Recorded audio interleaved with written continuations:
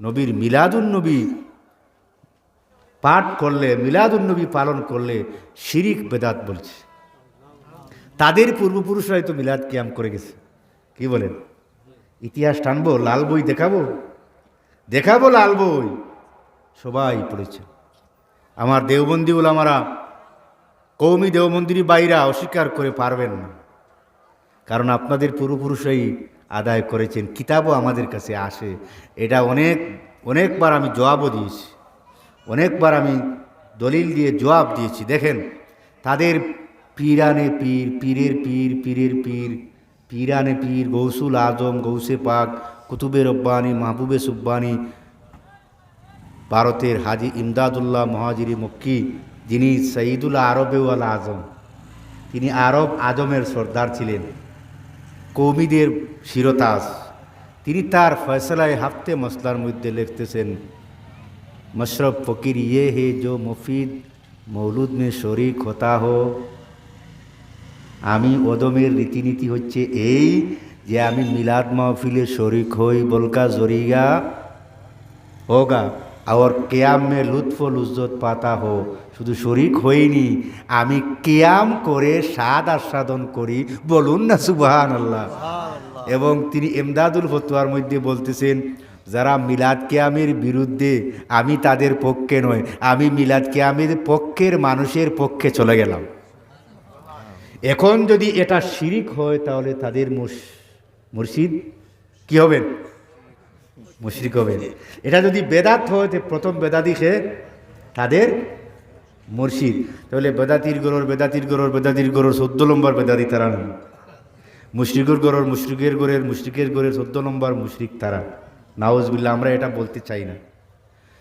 সর্বশেষ আসি শামসুল হক ফরিদপুরি রাহিমাহুল্লাহ তাআলা, যিনি ঢাকা লালবাগ আলিয়া মাদ্রাসার প্রিন্সিপাল মুহতামিম ছিলেন, যিনি শামসুল হক, যিনি শায়খুল হাদিস আজিজুল হক রহমতুল্লাহ তাআলা আলাইহি, যিনি 16টি বৎসরের অক্লান্ত অবিশ্রান্ত পরিশ্রমের ত্যাগের বিনিময়ে বুখারী শরীফের প্রাঞ্জল ভাষায় তিনি 7 খণ্ডে সমাপ্ত করেছেন বুখারী শরীফের ব্যাখ্যা সহ অনুবাদ। সেই শায়খুল হাদিস আজিজুল হক সাহেবের পীর ও মুর্শিদ শামসুল হক ফরিদপুরি, তার একটি কিতাব রয়েছে তাসাউফ তত্ত্ব, সেটাও আমাদের কাছে বাংলাটাও আছে, উর্দুটাও আছে। সেই তাসাউফ তত্ত্বের সম্ভবত 37 পৃষ্ঠার মধ্যে তাকে বলা হয়েছে, বাংলা অনুবাদ হচ্ছে মিলাদ পালন করা কি এবং মিলাদের পরে কিয়াম করা কি, এটাকে দুরুস্ত। তিনি বলতেছেন মিলাদ পালন করা এটা তাসাউফের অংশ, এটা ফিকহি অংশ নয়। আর মিলাদের পরে কিয়াম করাটা আমি পছন্দ করি। এই কিয়াম শরীফ তরবিয়ত প্রকৃতির লোক যারা, অর্থাৎ বদ্র প্রকৃতির লোক যারা, তারাই কিয়াম করে। সুবহানাল্লাহ বলুন। তাহলে বদ্রের বিপরীত কি? সুরে বলেন, বদ্রের বিপরীত।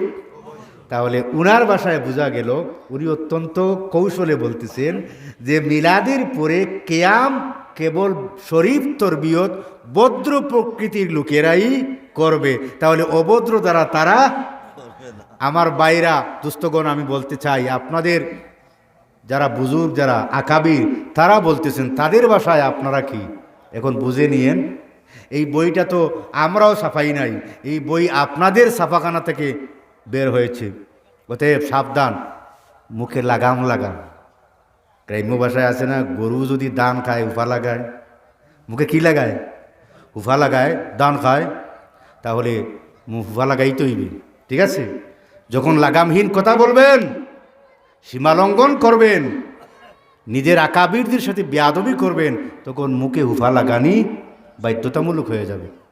আমরা বলতে চাই না, কিন্তু যখন মিলাদ পালন করেন না, আপনি পড়েন না, আমাদের কোনো আপত্তি নাই। এটা মুস্তাহাব জিনিস, এটা মহব্বতের বিষয়।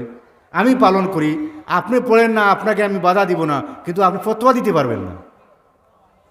তাহাজ্জুদের নামাজ এটা কি? সুন্নত, এটা নফল, এটা সুন্নত।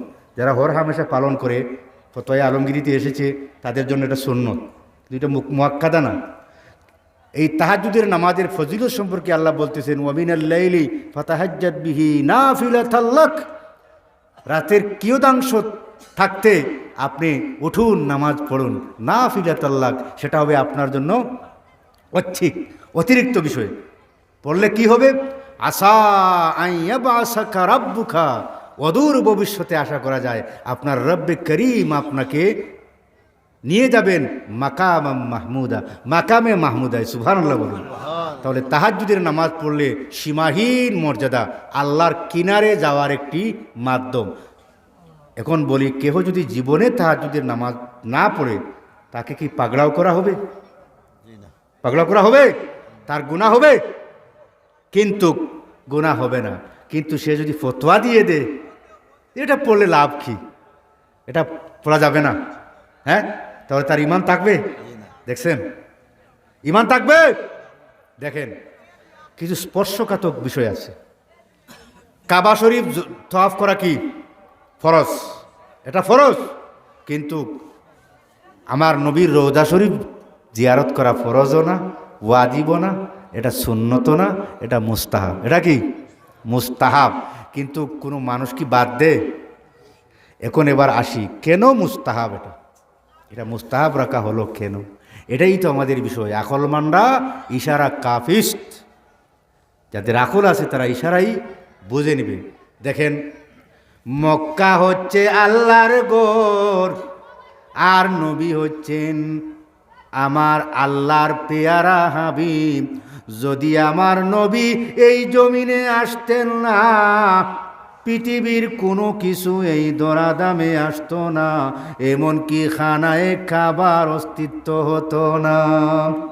বিশ্ববিখ্যাত হানাফি সিরতর কিতাব মাওয়াহিবুল দুনিয়া বাবুন নসবুশ শরীফ নবীর বংশমর্যাদা আলোচনায় ইমাম কোস্তালানী রাহিমাহুল্লাহ তাআলা দীর্ঘ আলোচনা করেছেন মিলাদুন নবী নিয়ে।